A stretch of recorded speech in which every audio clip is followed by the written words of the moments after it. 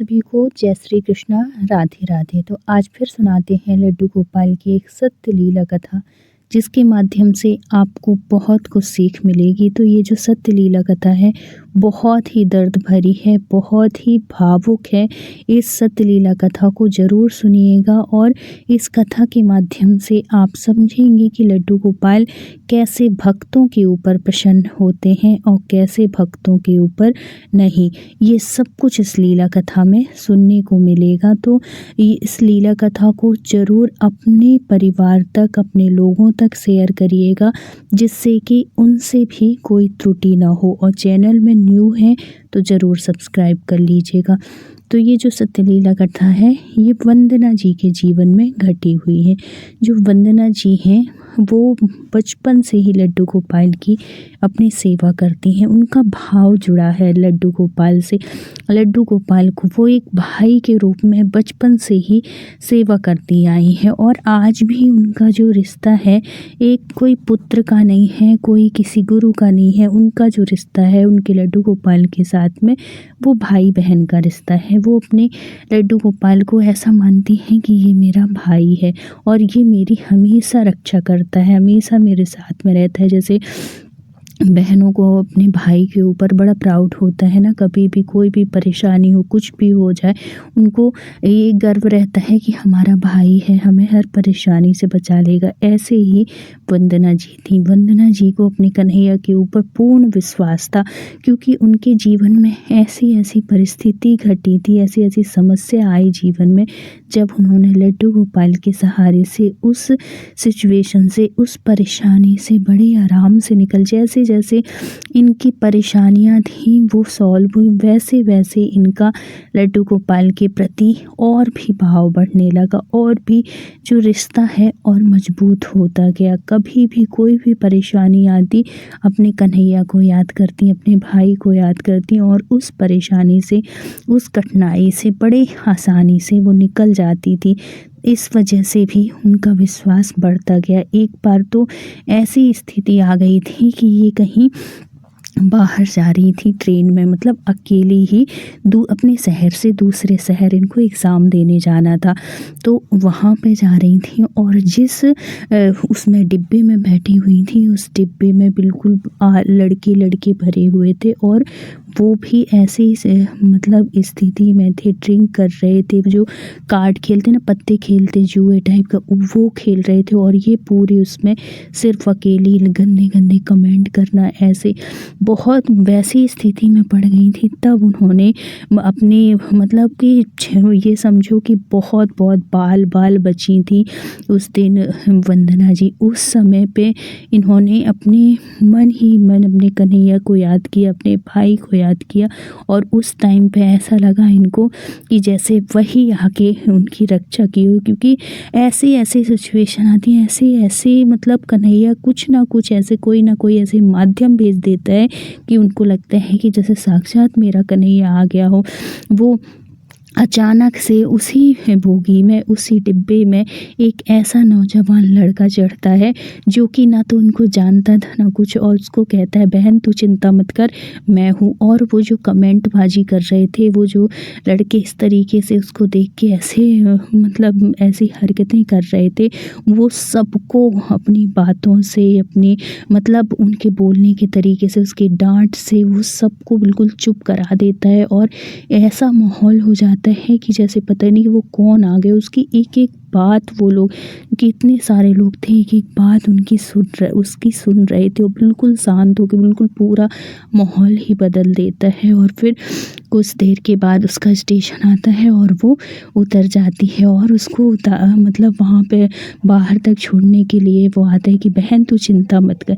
ऐसे मतलब बताओ, कोई और होता है तो उस समय पे कोई वो भी गलत फ़ायदा उठा सकता है, लेकिन नहीं, यही विश्वास होता है भक्त का।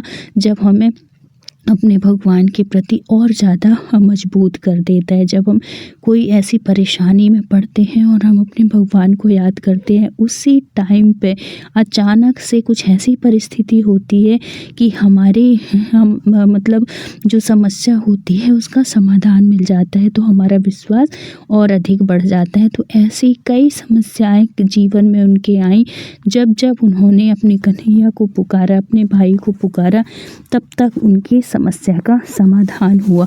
इससे उनका जो विश्वास था अपने भाई के प्रति, अपने कन्हैया के प्रति, वो और मजबूत हो गया। अब जब ये वंदना जी, इनकी अच्छी जॉब लग जाती है और ये जॉब करने लगती हैं, और कुछ समय के बाद ही, जैसे वही लड़की बहुत दिनों तक अपने भाईके में तो रह नहीं सकती, कुछ समय के बाद इनके घर वाले इनकी वंदना की शादी कर देती हैं। एक अच्छा सा लड़का देख के, अच्छा सा घर परिवार देख के इनकी शादी हो जाती है। लेकिन देखो, भगवान जी इसकी परीक्षा लेते हैं तो कहते हैं कि पूरा बिल्कुल ऐसे परीक्षा वाला समय चला जाता है। अब इनके जीवन में फिर एक समस्या आ गई, लेकिन घबराना नहीं चाहिए कभी भी भक्त को, क्योंकि जिसके साथ भगवान होते हैं ना, जिसके साथ कन्हैया का साथ होता है, वो कैसे भी परेशानी आए, कुछ भी हो, जीत हमेशा उसी की होती है। क्योंकि जो भक्त होता है हमेशा सच्चाई पे चलता है, तो जीत हमेशा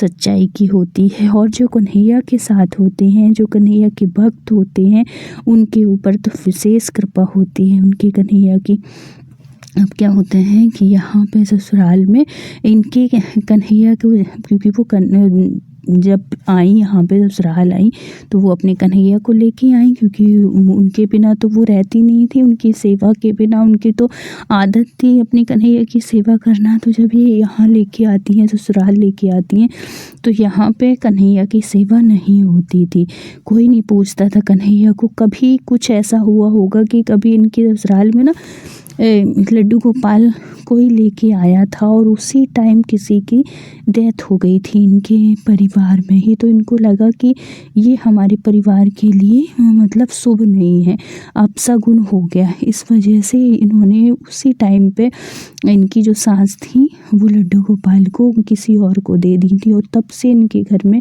लड्डू गोपाल की सेवा बंद है। लेकिन ये तो मानती थी, ये तो बिना लड्डू गोपाल की सेवा के रह नहीं सकती थी। तो जब ये आती हैं तो शुरू में फर्स्ट बार तो नहीं लेके आती, क्योंकि शादी होके आई तुरंत, कैसा माहौल है क्या है, तो इसलिए कि उनकी सेवा हो पाएगी नहीं हो पाएगी, क्योंकि नई बहू तो वैसे ही रहती है, तो वो घर का कुछ वैसा कुछ जान नहीं पाती ना। तो इस वजह से घर वाले भी उसके बोले वंदना के कि अभी इस बार मत ले जाओ, दूसरी बार में लेके जाना, तो उसने भी मान गई।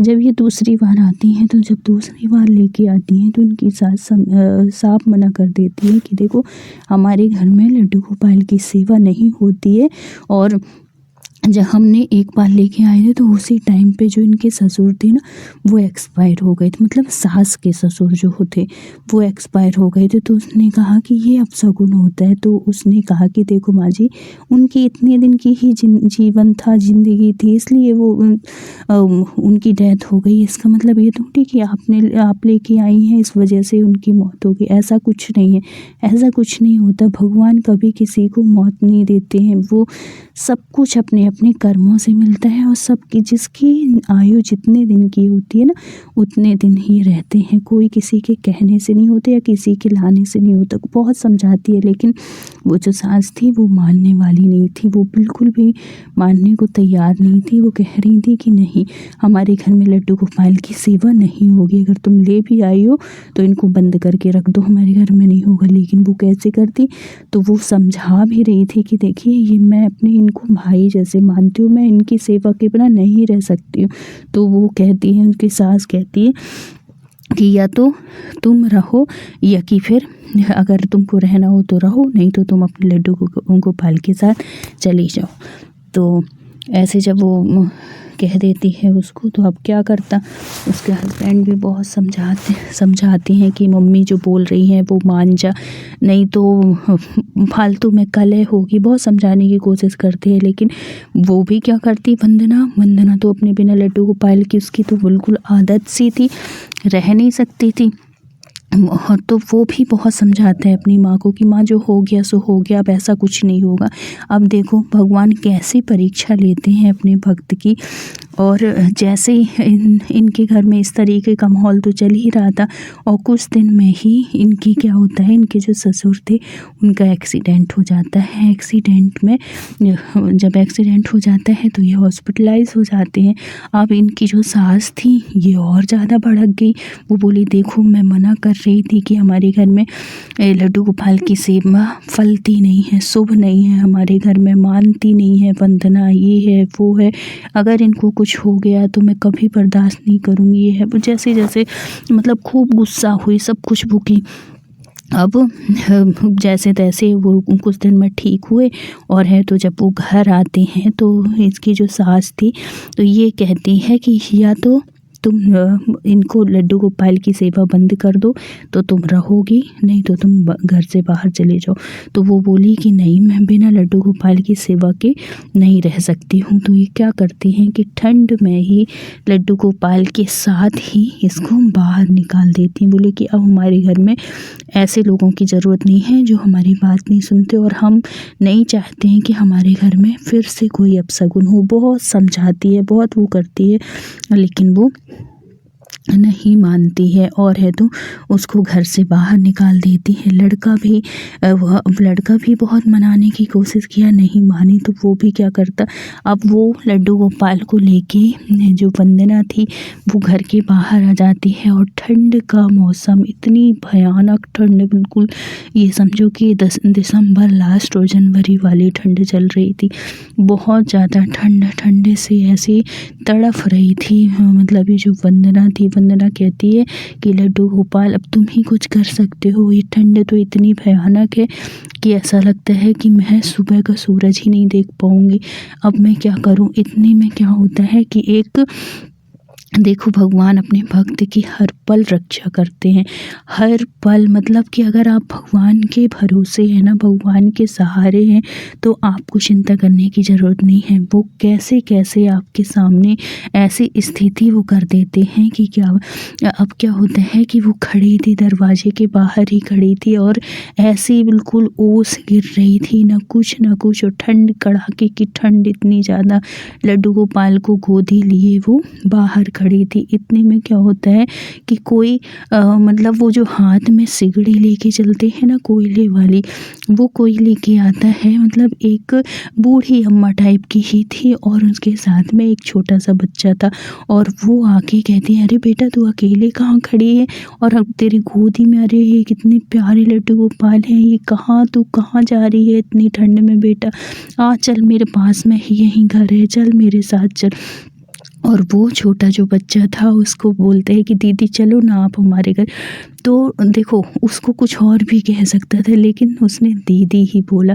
जैसे ही उसने दीदी बोला, उसको एकदम से लगता है कि बिल्कुल लड्डू गोपाल ही है मेरे, और वो उसके साथ चली जाती है। पास में ही उसका छोटा सा कच्चा मकान था, वहाँ पे वो रात रुकती है। उसको बड़े अच्छे से भाव के साथ हाथ से ही खाना बना के वो चूल्हे में उसको खाना, भोजन, पानी देती है। और सुबह वो उसके मतलब घर वालों को जैसे ही पता चलता है, वो घर वाले आते हैं और उसको ले जाते हैं वंदना को। फिर कुछ दिन में इनके घर में इतनी समस्या, इतनी परेशानी आ जाती है, ससुराल में बहुत ज़्यादा परेशानी आ जाती है। ये पंडितों से पूछते हैं कि आखिर क्या हो गया हमारे, मतलब ये इनका जो व्यापार था इतना अच्छा चल रहा था, खूब अच्छे पोजीशन के थे, मतलब अच्छे पैसे वाले थे। धीरे धीरे करके इनकी परिस्थिति बहुत ज़्यादा डाउन होने लगती है, बहुत कर्जे में आ जाते हैं। तब इनको कोई ऐसा पंडित था, तो उन्होंने बताया कि आपने किसी भक्त का अपमान किया है, आपने कभी किया है क्या, कुछ ऐसा हुआ है क्या आपके घर परिवार में, उसकी वजह से आपके घर में ऐसा हो रहा है। तो वो उसका जो हस्बैंड था वो कहता है कि भक्त तो नहीं, पता नहीं कह सकते, लेकिन कुछ समय पहले हमने अपनी वाइफ को और है तो उसके साथ में लड्डू गोपाल को घर से बाहर निकाल दिया था, क्योंकि हमारे घर में लड्डू गोपाल शुभ नहीं होते हैं, उनके आने से परेशानी आती है। तब वो पंडित उनको बहुत अच्छे से समझाते हैं कि देखो, भगवान कभी किसी का अहित नहीं करते। हमारे जो कर्म होते हैं, हमारे खुद के कर्मों की वजह से हमें अच्छा और बुरा मिलता है। बहुत समझाता है वो, क्योंकि वो जो पंडित था सच में ज्ञानी था और सच में बहुत समझदार थे। जो कि पंडित भी ना अगर चाहें तो हर किसी के घर की समस्या दूर हो सकती है। उनके मतलब उनके पास इतना ज्ञान होता है कि वो हर किसी की समस्या का समाधान कर सकते हैं, उनकी समस्या को दूर कर सकते हैं। अगर कोई अच्छा पंडित है तो वो बहुत अच्छे से फिर समझाते हैं कि देखो, वो लड्डू गोपाल की सेवा करती थी तो भक्त कोई और नहीं, वो आपने अपने घर की लक्ष्मी का अपमान किया। और जिस घर में औरतें दुखी होती हैं, जिस घर में औरतों का सम्मान नहीं होता ना, उस घर में कभी लक्ष्मी नहीं होती, क्योंकि लक्ष्मी नारायण उसी घर में होते हैं जहाँ औरतों का सम्मान होता है।